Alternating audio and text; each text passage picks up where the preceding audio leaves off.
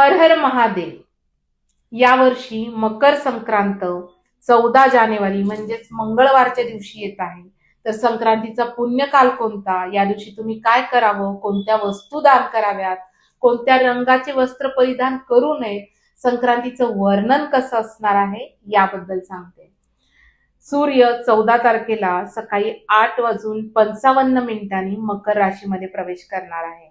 या दिवशी अंघोळ करताना तुम्ही तिळाचं तेल किंवा तिळाचं उटणं अवश्य लावायचं आहे. स्त्रियांनी कोणत्या वस्तू या दिवशी दान करायच्या आहेत, तर तिळाचे पदार्थ, गूळ, नवीन भांड, नवीन वस्तू, नवीन वस्त्र तुम्ही दान करू शकता. या दिवशी गाईला नैवेद्य अवश्य दाखवा, गाईला घास अवश्य घाला. संक्रांतीचं वर्णन काय असणार आहे, तर संक्रांतीचं वाहन वाघ असून उपवाहन घोडा येत आहे. संक्रांतीने पिवळ्या रंगाचे वस्त्र परिधान केलेले असणार आहे. सुगंधासाठी हातामध्ये जाईची फुलं असणार आहेत. केसराचा टिळा लावलेला असणार आहे. फार पूर्वीपासून प्रथा आहे की संक्रांतीने जे परिधान केलेलं असतं ते आपण परिधान करू नये.